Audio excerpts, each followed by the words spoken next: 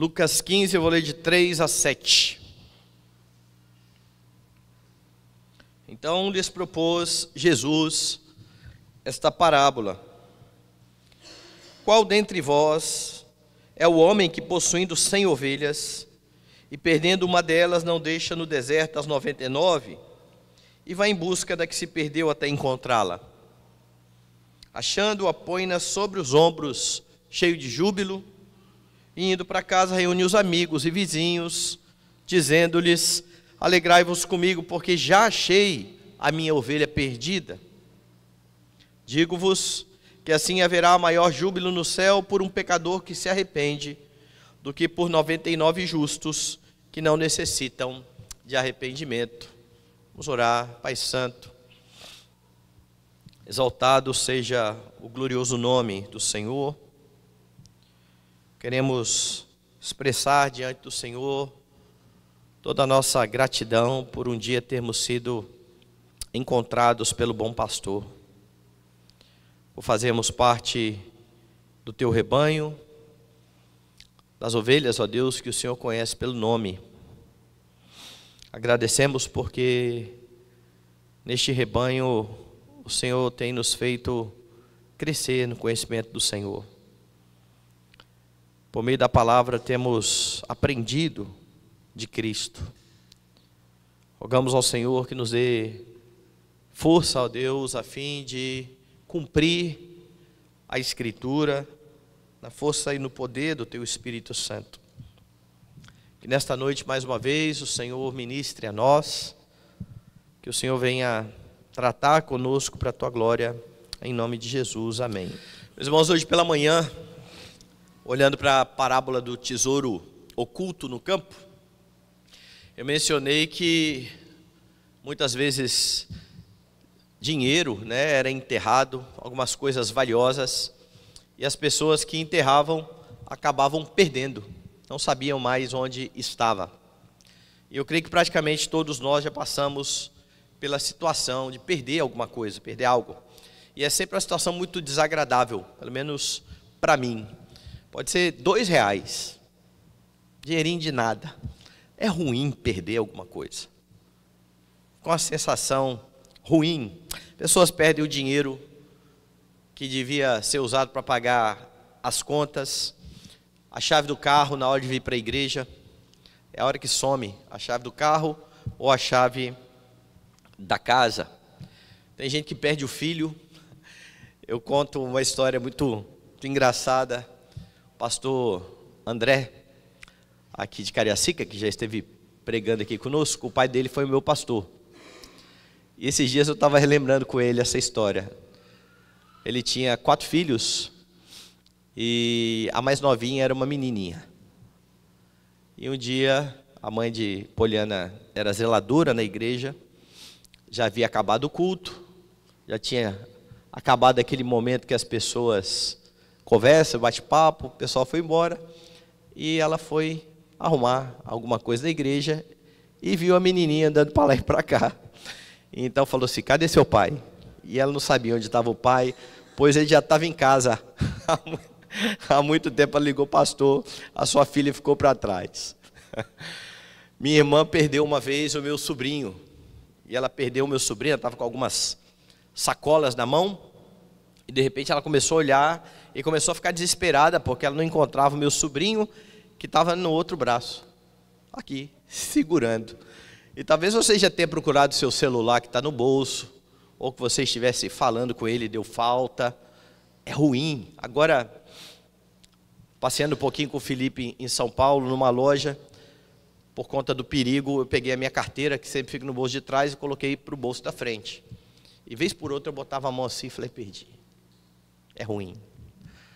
E essa parábola, ela conta a história de algo que foi também perdido. Capítulo 15 do Evangelho de Lucas tem sido chamado por alguns de a seção de achados e perdidos da Bíblia. Tem 3 parábolas juntas, todas elas com o mesmo tema. Você tem, do verso 3 ao verso 7, a parábola da ovelha perdida. Do verso 8 ao verso 10, a parábola da dracma perdida. do verso 11 ao verso de número 32, a parábola do filho perdido. Nós costumamos nos referir a ele como o filho pródigo, o filho perdido, o filho que foi encontrado. As três parábolas querem enfatizar a mesma lição. E algo aqui é importante de ser notado, porque no versículo 1 você entende o contexto em que foram contadas estas parábolas. Veja lá.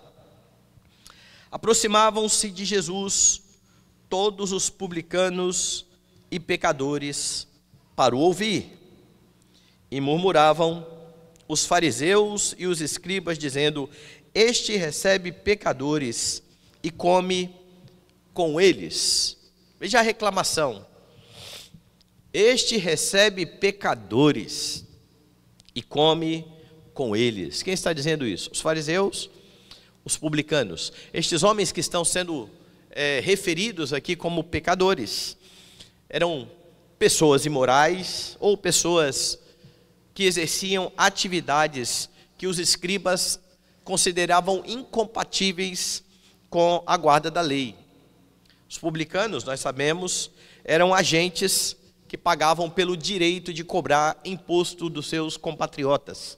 Eram judeus que iam ao governo e tinham esta licença, e por conta disso eles muitas vezes acabavam roubando os seus compatriotas. Lembra de Zaqueu dizendo: olha, se em alguma coisa eu tenho defraudado alguém, eu restituo a mais. Isso é porque na hora de cobrar o imposto era correto que o publicano cobrasse um valor a mais, que era o seu salário, mas eles extrapolavam e cobravam mais do que era devido. E o resultado disso é que estes homens eram muito mal vistos. Eles não eram bem recebidos na sinagoga, nem no templo. E porque Jesus está recebendo esse tipo de pessoa, ele é questionado agora pelos fariseus e pelos escribas. A conta que eles faziam era mais ou menos a seguinte: se esse homem se apresenta aí como mestre, como rabi, se ele fosse mesmo um mestre ou um rabi, ele não se ajuntaria com gente dessa laia. Ele não ia gastar tempo com pessoas desta maneira, porque havia uma regra que sustentava que uma pessoa não pode se associar com homens ímpios. Então estes homens estão dizendo: olha, este mestre não sabe do que fala. E é interessante, porque Jesus havia acabado de falar acerca de como deveria ser a vida das pessoas que queriam segui-lo. Vá um pouquinho mais atrás no contexto, você vai ver que no verso 34, está aqui o discurso de Jesus sobre os discípulos como o sal da terra. O sal é certamente bom, caso porém se torne insípido, como restaurar-lhe o sabor? Nem presta para a terra, nem mesmo para o monturo, lançam-no fora. E então, depois de dar essa lição, Jesus diz: quem tem ouvidos para ouvir, ouça. Quem foi que se aproximou para ouvir? Não foram os fariseus, não foram os escribas. No verso 1, aproximavam-se de Jesus os publicanos e os pecadores para ouvir. Quem tem ouvidos para ouvir, ouça. Estes homens se aproximam para ouvir, e o que os publicanos fazem? Criticam isso. Esse homem não é de Deus, não. Se ele fosse, ele saberia muito bem com quem ele está andando. A bronca dos fariseus era por Jesus gastar tempo com estes homens. Então a parábola, não só esta, mas as outras duas parábolas, esse conjunto de 3 parábolas, não são uma apresentação do Evangelho. Essas parábolas são uma defesa do Evangelho. São uma explicação da razão de Jesus gastar tempo com essas pessoas. Porque esse era o questionamento. Por que que Jesus gasta tempo com pecadores? E na parábola, então, Jesus ensinará a respeito dele mesmo como o bom pastor. E há uma primeira lição dessa parábola. Jesus, como bom pastor, é aquele que busca o perdido. Veja aí o verso 4. Qual dentre vós é o homem que, possuindo 100 ovelhas e perdendo uma delas, não deixa no deserto as 99 e vai em busca da que se perdeu até encontrá-la? Achando-a, põe-na sobre os ombros, cheio de júbilo, ou cheio de alegria. Jesus inicia, como sempre, com uma história bem comum, uma história que todos eles teriam familiaridade. Um pastor que tem o seu rebanho e que possuía o seu rebanho. E era costume deste pastor, uma vez no dia, pelo menos, contar as suas ovelhas, verificar se todas estavam ali naquele local. Naquela época, alguém que possuía 100 ovelhas era um homem quase rico. Lembra que quando Jesus vai falar lá no Evangelho de João, nós já passamos por este momento do Evangelho de João, onde ele fala acerca dele como o bom pastor, e fala de um aprisco que o porteiro abre a porta para o pastor. Eram apriscos que serviam a vários rebanhos distintos. Muitas pessoas usavam o mesmo local, porque eram poucas ovelhas. Então aqui está um homem que tem 100 ovelhas, que cuida destas 100 ovelhas. Quando ele conta as ovelhas, ele se dá conta que falta uma. Uma delas não está no rebanho. Você sabe que as ovelhas são animais que vivem em grupo, e quando uma se perde, ela fica de fato bem desnorteada. Tem um vídeo que o pessoal publica na internet como meme, mostrando um pastor arrancando uma ovelha do buraco. Então logo ele arranca a ovelha do buraco e ela sai toda saltitante, e ela vai e cai no buraco novamente. Ovelhas são animais que precisam estar juntas em grupos, sendo conduzidas, e esta então está perdida. O pastor nota que ela está perdida, ele então deixa as 99 em um local seguro e parte atrás da ovelha perdida. E o texto não fala que essa ovelha era diferenciada, não fala que era a melhor ovelha do rebanho, não era a ovelha premiada, não era a que dava mais lã, era uma ovelha do rebanho simplesmente. O foco não está no valor da ovelha, como muitos querem dizer ou querem enfatizar. Está vendo? Jesus larga 99 e vai atrás de uma somente. Não, o foco não é na ovelha ser especial, mas a ovelha ser do pastor. É dele. Se você lembrar do discurso de Jesus no Evangelho de João, ele fala que nenhuma das ovelhas dele irá perecer, será tirada da sua mão, porque ele cuida das ovelhas que são dele. Então, depois de deixar em segurança as 99, ele vai atrás da ovelha perdida. Esta é a grande motivação do pastor, recolher a sua ovelha. Ele não vai atrás de ovelhas que não são dele, ele vai atrás das suas ovelhas. Tanto que estes homens que aqui estão, escribas, fariseus, vão ouvir lá no Evangelho de João algo muito duro de Jesus: vocês não ouvem a minha voz porque vocês não são das minhas ovelhas. Logo não seriam alvo deste cuidado de Jesus, mas cada uma das ovelhas de Cristo será buscada. A ideia então do texto é exatamente essa. Jesus está querendo mostrar aos fariseus que esta é verdadeiramente a sua missão. Lá no capítulo 5 de Lucas, Jesus diz isso de outra maneira: os sãos não precisam de médico, e sim os doentes. Aqui, quem precisa de médico é uma ovelha perdida, é uma ovelha desgarrada. E o pastor então não poupa esforços procurando a ovelha até encontrá-la. Lá em João 10:11, Jesus vai dizer: eu sou o bom pastor dá a vida pelas ovelhas. E lembre que o judeu está bem acostumado com essa figura.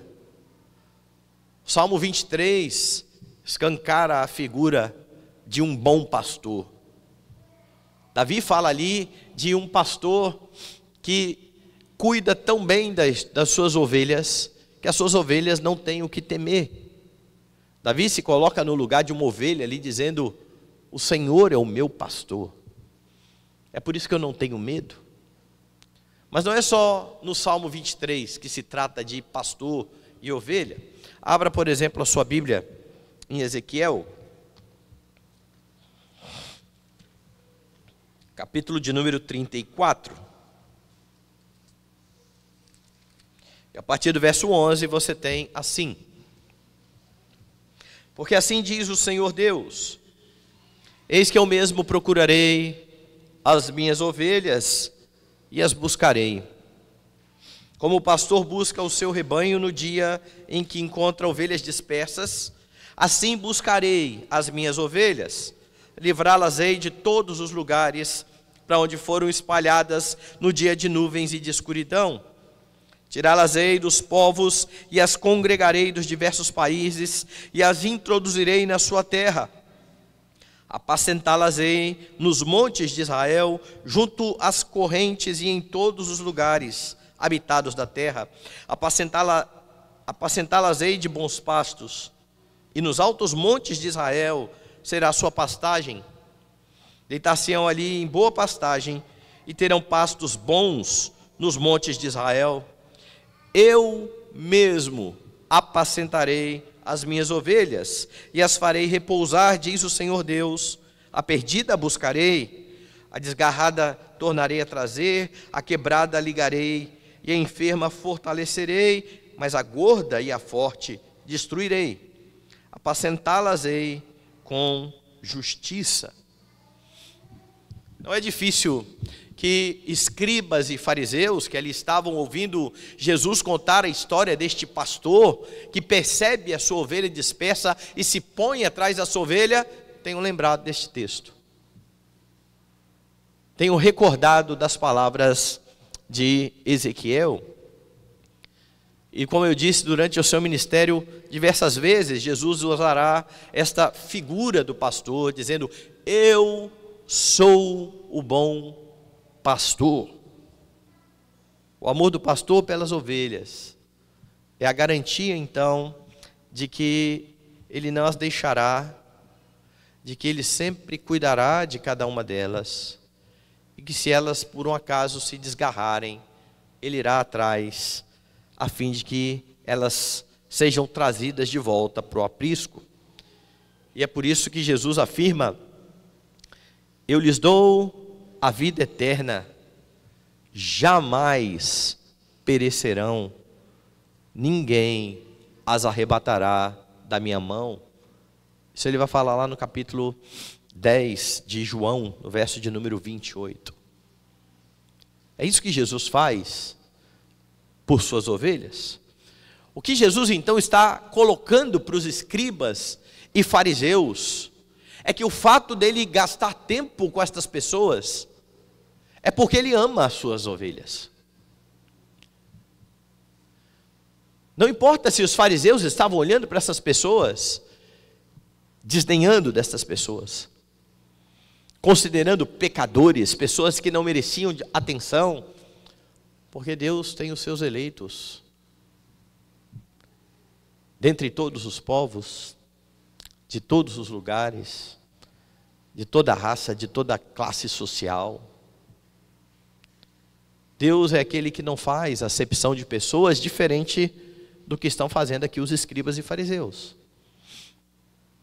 Jesus está justificando aqui o fato de gastar tempo com pecadores e com publicanos.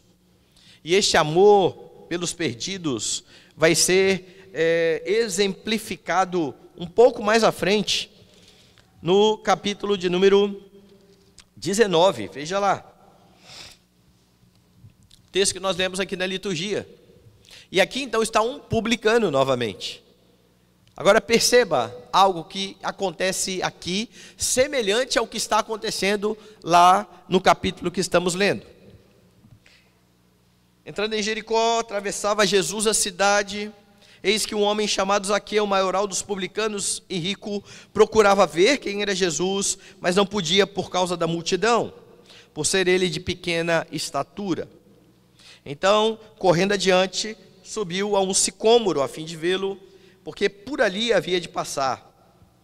Quando Jesus chegou àquele lugar, olhando para cima, disse-lhe: Zaqueu, desce depressa, pois me convém ficar hoje em tua casa. Ele desceu a toda pressa e o recebeu com alegria. Então veja só, Zaqueu está ali atento. Jesus percebe aquele homem e diz: desça, eu vou até a sua casa, um publicano. Sabe qual a reação dos fariseus? Todos os que viram isto murmuravam, dizendo que ele se hospedara com um homem pecador. Você sabe que Zaqueu demonstra sinais de arrependimento. E então no verso 9, Jesus diz: hoje houve salvação nesta casa, pois que também este é filho de Abraão, porque o Filho do Homem veio buscar e salvar o perdido. O que aqueles homens, fariseus, não estavam percebendo era o estado de perdição destes a quem Jesus se dirigia. Pior, eles não viam a si mesmos como perdidos. Eles estavam se vendo numa situação muito melhor do que aqueles homens. Por isso a sua crítica, por isso eles apontarem o dedo para dizer: esse homem não é um mestre de verdade, porque gasta tempo com esse tipo de gente. Gente perdida. Gente que precisa de salvação. O bom pastor busca o perdido. É isso que Jesus faz quando ele sai do céu, desce do céu, se faz carne, a fim de procurar os adoradores para o Pai. Quando ele diz à samaritana que o Pai procura adoradores, a verdade de que o bom pastor está atrás das suas ovelhas está bem clara. E se você hoje se encontra no número das ovelhas de Cristo, você precisa louvar ao Senhor por tamanha salvação. A segunda lição do texto é que Jesus, o bom pastor, se alegra quando ele encontra o perdido. Veja o verso 6. E indo para casa, reúne os amigos e vizinhos, dizendo-lhes: alegrai-vos comigo, porque já achei a minha ovelha perdida. Depois de achar aquela ovelha, esse pastor está jubilante.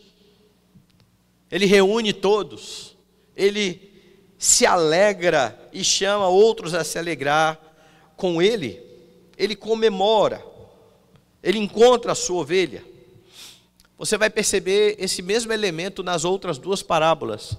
A mulher que encontra a dracma perdida, diz aí no verso 9, reúne as amigas e vizinhas, dizendo: alegrai-vos comigo, porque eu achei a dracma perdida. Quando o filho perdido volta, o pai faz um grande banquete, e está ali o seu irmão a murmurar, diante de algo maravilhoso. Um irmão que estava morto, e que foi achado, e que reviveu, ou que estava perdido e que foi achado, que estava morto e que reviveu. A atitude do irmão é a atitude do fariseu, que não suporta a ideia de um Messias que está se relacionando com pecadores, com publicanos, com pessoas que não são bem-vindas entre eles. Mas diferente desta murmuração, o pastor está feliz. O pastor está alegre por achar a ovelha que lhe pertencia. É por isso que ele se alegra. Lá em João 10, no contexto em que Jesus vai falar que ele é o bom pastor, ele vai dizer: aquilo que o meu pai me deu, ou seja, as minhas ovelhas, aquilo que o pai me deu é maior do que tudo. E da mão do pai ninguém pode arrebatar. E é por causa deste grande amor pelas ovelhas que o Senhor Jesus paga um alto preço, derramando a sua vida. Hoje, mais uma vez, estaremos em torno da ceia do Senhor. Momento em que vamos relembrar o momento em que o grande pastor é ferido, é morto, para que o seu rebanho não precise morrer, para que as suas ovelhas não precisem experimentar a morte, para que as suas ovelhas possam ser resgatadas de uma vez por todas. Com a parábola, Jesus está ensinando aos fariseus que Deus se alegra quando um pecador se arrepende. Esta alegria do pastor é grande, mas ela não se compara com a alegria que há no céu quando um pecador se arrepende. Jesus conclui no capítulo 15, verso 7, dizendo assim: digo-vos que assim haverá maior júbilo no céu por um pecador que se arrepende, do que por 99 justos que não necessitam de arrependimento. E aqui então há um contraste entre os fariseus, que se achavam ovelhas do Senhor, mas que não acham que precisam desse cuidado, e aqueles pecadores e publicanos a quem Jesus se dirigia. Há mais júbilo no céu quando há quebrantamento, do que quando há justiça própria. Essa justiça que está sendo aqui demonstrada, ou pretensamente demonstrada por estes homens. O contraste então é entre os pecadores e publicanos e os escribas e fariseus, que por se acharem muito bons estavam rejeitando o pastor, o grande pastor das ovelhas. Você pode notar na Escritura que da mesma forma que há júbilo no céu quando o pecador se arrepende, há também justo juízo sobre os corações endurecidos. Jesus mostra isso em Mateus, dê uma olhada.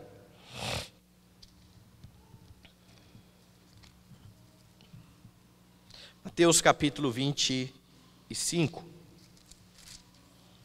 Eu vou ler a partir do verso 31.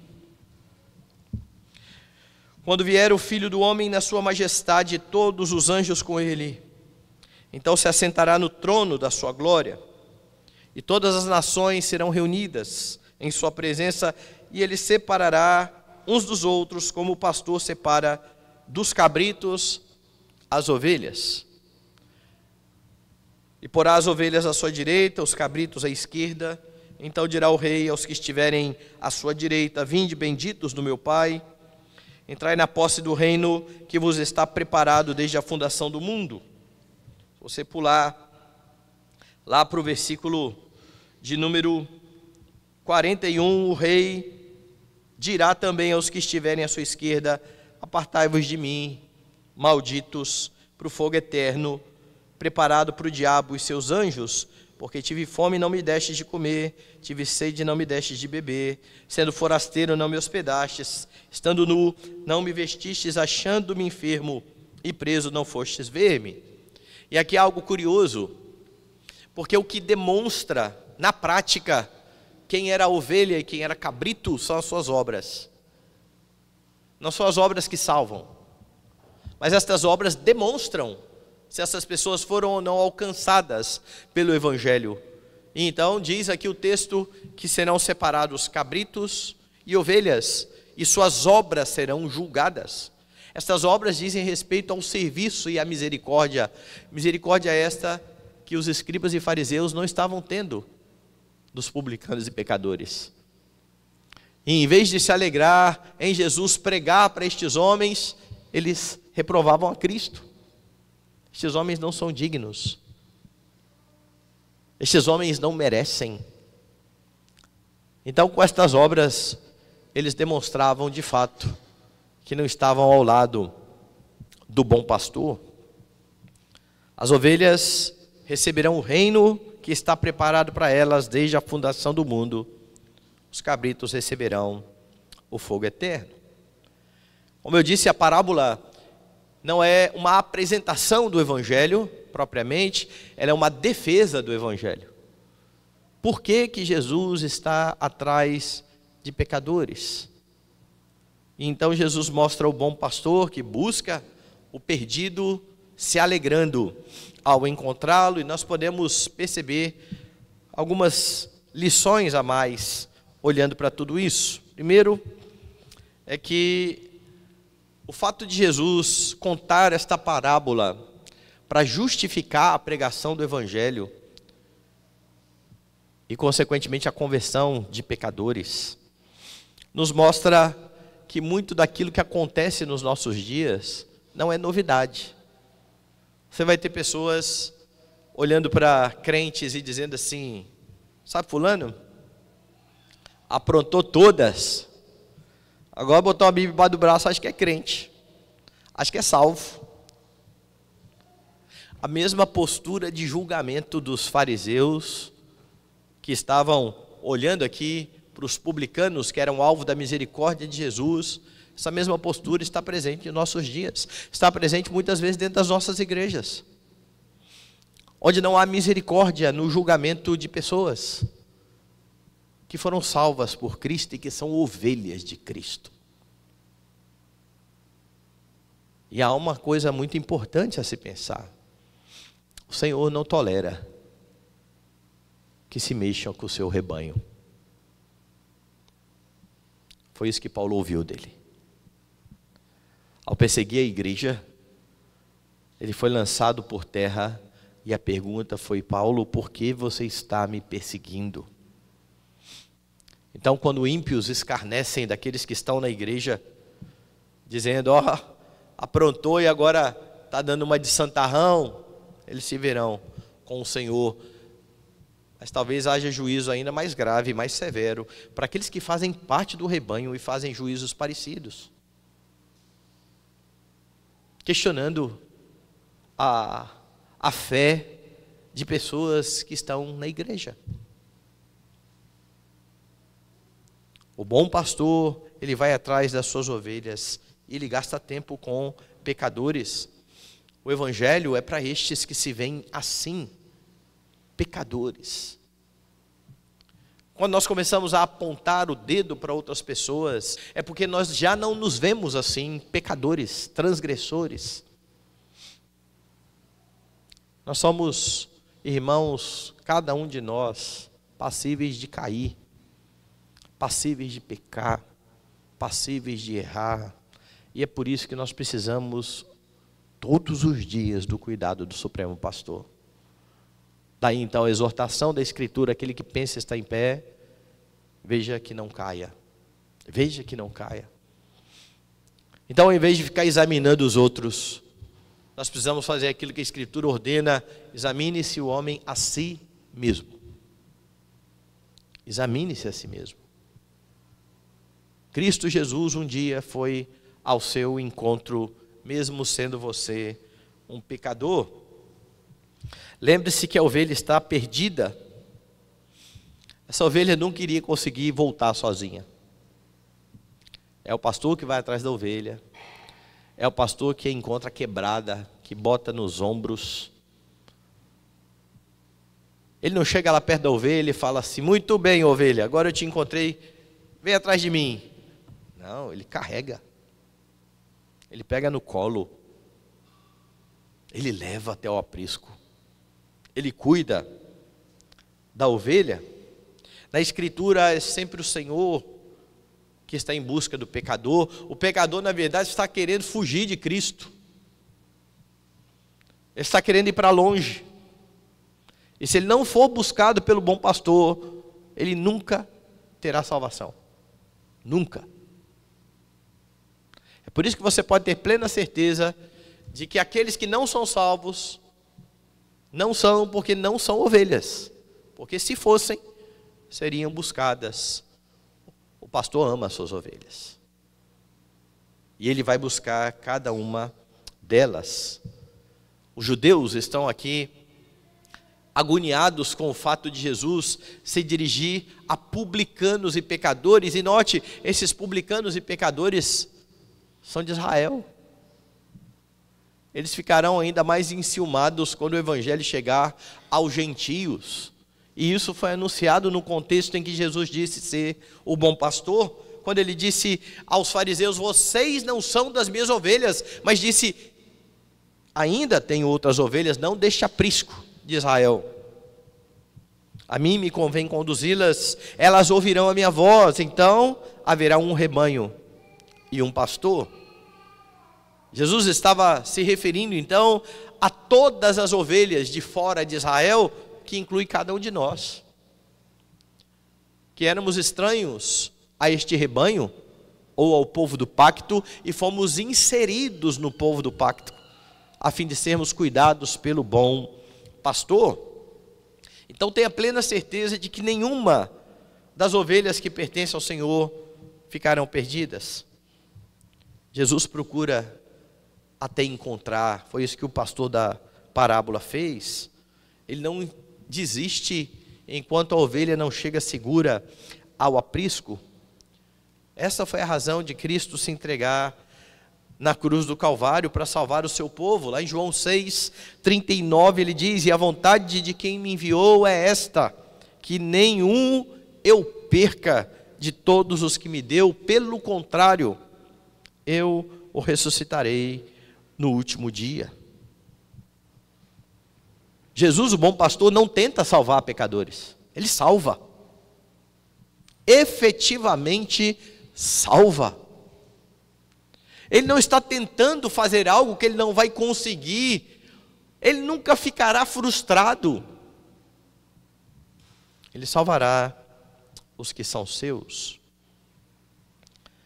Diante destas três parábolas, você percebe que Deus, em seu amor infinito pelos seus, faz o que João anuncia no capítulo 3.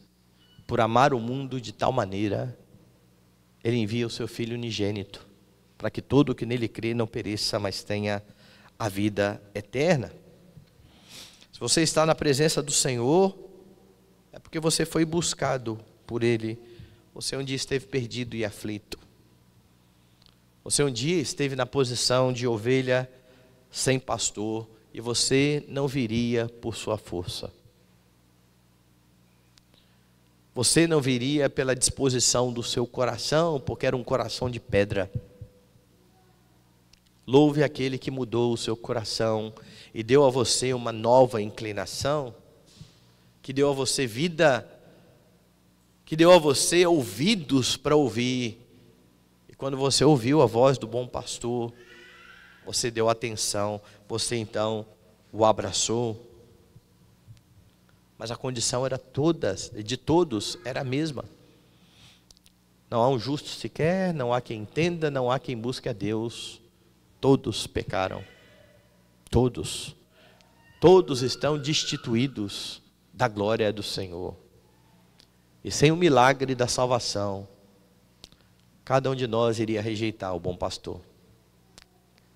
Saiba disso. Porque esta convicção nos livrará da soberba expressa por estes homens. Não somos melhores. Fomos buscados pelo bom pastor que nos amou antes da fundação do mundo. Então agradeça a Deus por Cristo Jesus, o seu bom pastor. Primeiro, porque Ele te amou. Segundo, porque Ele buscou você até encontrar. Porque sendo Ele o seu pastor, você pode se juntar a Davi, na plena convicção de que nada faltará a você. Porque ciente deste cuidado, você pode caminhar sem medo. O pastor está com você. Você já pode perceber o cuidado constante do pastor até então, sabendo que ele continuará a cuidar da sua vida. Porque independente das circunstâncias, independente das situações, você está seguro nas mãos do bom pastor. Que você viva então para a glória dele, para o louvor do seu santo nome.